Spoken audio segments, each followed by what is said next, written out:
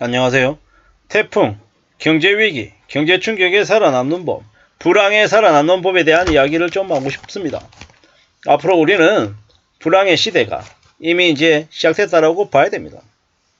이제 불황에는 소비를 최소한 줄여야 됩니다. 소비를 최소한 줄이는 게 꼭 필요하다는 말씀을 드리고 싶습니다. 이제는요, 술자리는 안 가는 게 좋습니다. 저녁 술자리 대신 낮에 그냥 커피 한잔 하면서 그냥 이야기 나누는 걸로 바꿔야 된다는 겁니다. 그리고 남이 이렇더라 저렇더라고 남 얘기를 좋아하는 사람들은 경계해야 됩니다. 남의 말을 험담하는 사람들을 멀리하는 게 좋겠습니다. 사생활 갈등 유발하는 이들은 가까이 하지 않아야 우리의 삶이 안정적으로 유지가 될 것 같습니다. 그리고 봉사활동하고 선행은 계속해야죠. 현혹성, 중독성 상품, 게임 이런 것들은 아예 관심 자체를 끊는 게 좋습니다. 책 읽는 것도 좋고요. 영화를 보거나 드라마를 보는 작품들을 이렇게 보는 것도 좋습니다. 하지만 우리의 일상이 흔들림이 없어야 되겠다라는 겁니다. 건면성실하게 지내는 게 제일 먼저입니다. 그러면서 자기만의 취미를 갖는 게 좋습니다. 불안하고 이 공포, 두려움 이런 것에 너무 휩쓸려서 삶이 휘청거리는 건 좋은 모습이 아니다라는 겁니다. 불안기에는, 경제위기에는 대인관계가 넓은 게 좋은 게 아니죠. 꼭 필요한 사람 관계 말고는 최소로 줄이는 게 좋습니다.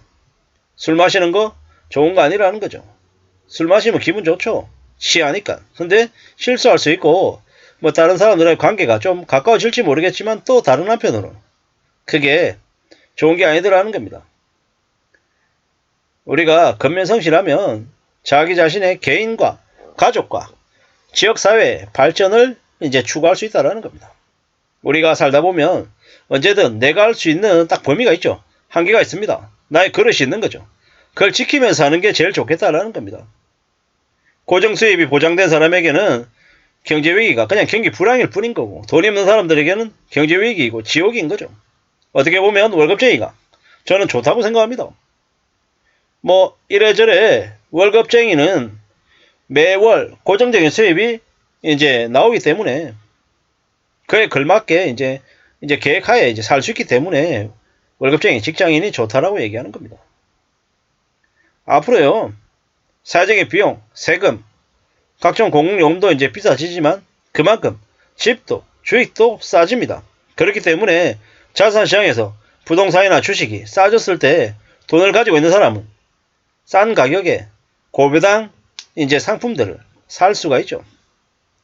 우리가 일본을 보면 일본이 물가가 되게 낮아요. 물가 왜 낮겠습니까? 불황 때문에 그랬던 거죠. 앞으로 한국도 지금 당장은 아니지만 한 5년 지나고 한 7, 8년 지나면요.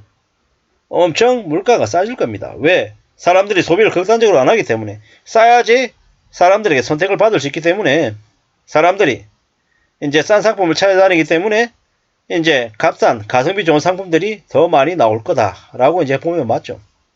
앞으로요. 2024년, 5년, 6년, 7년 계속 저축하고 소비 줄이고 현금을 마련해 놓은 사람, 직장을 잘 지킨 사람들은 앞으로 많은 기회를 맞이할 거다라고 얘기합니다. 쓸데없는 데 지출 안 하고요. 가족을 잘 지키고 자기 자신의 이 삶의 습관을 잘 갖춘 사람들은 괜찮을 수밖에 없죠. 그런 이들에게 새로운 기회는 계속 생긴다라는 겁니다.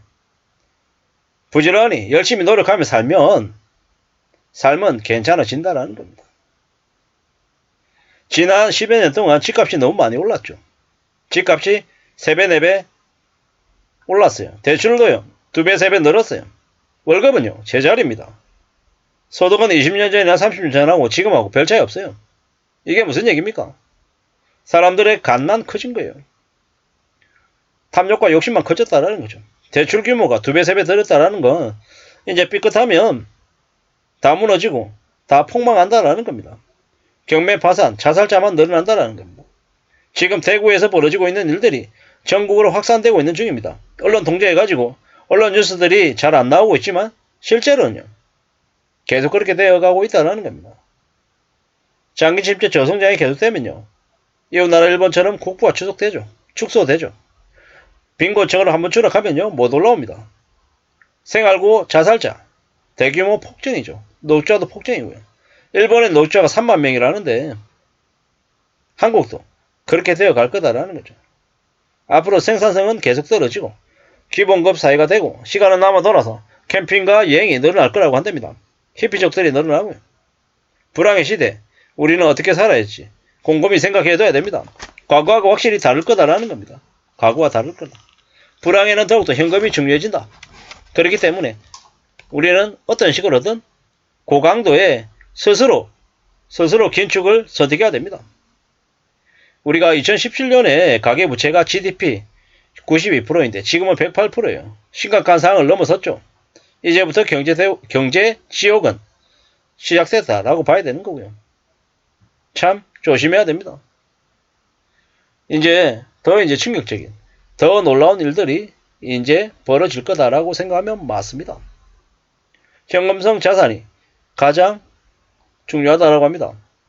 앞으로 가장 위험한 시기는 언제다? 2024년과 2025년이 가장 위험한 시기가 될 것 같습니다. 24년, 25년에 대대적인 디레버리징이 벌어질 것 같기 때문입니다. 24년, 25년에 경기 대응 완충 자본 적립하고 은행들이 충당금을 적립하는 순간 이자 폭등입니다. 그로 인해서 많은 사람들이 속수무책으로 무너질 것 같습니다. 정신 바짝 차리고 움직여야죠. 상상을 초월하는 대충격들이 벌어질 것 같습니다. 무서운 일이죠. 고금리에 무조건 현금을 확보해야 그래야 살아남는다라는 겁니다. 이런 생각 저런 생각 많은 생각들이 계속 듭니다.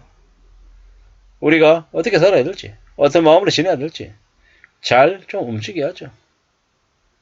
절대로 쉽지 않다라는 거. 마음을 단단히 먹어야 된다라는 거. 그걸 우리는 명심해야 되겠습니다. 여기 태풍에 살아남는 법. 이미 2019년 뉴스 칼럼이긴 한데 결국 정부나 여당이 위기의식이 없는 것 같다. 이래저래 언제 어떻게 상황이 안 좋아질지 모른다라는 얘기인데요. 정말 잊지 말아야 될 거는 여기 한일 무역 분쟁 심화 이 수준이 아니라 지금 뭡니까? 지금은 충격적인 러시아 전쟁, 이스라엘 전쟁, 유가 150불, 200불 이야기 나오고 미국이 기준금리 5.5%. 근데 2024년에 6%를 초과한다는 이야기. 이러한 것들이 지금 현재 실제 현실이죠. 이 칼럼이 나왔던 2019년에 비해서 2023년 지금이 훨씬 더 심각하다는 이야기. 그리고 앞으로 시간이 지날수록 점점 더 그 위기는 태풍처럼 커질 거다라는 말씀을 좀 드리고 싶었습니다. 살아남아야 되는데, 생존해야 되는데, 그러기 위해서는 빚이 아닌 현금이 더 필요하다라는 거. 재테크보다 저축이 더 필요하다는 말씀을 드리고 싶었습니다.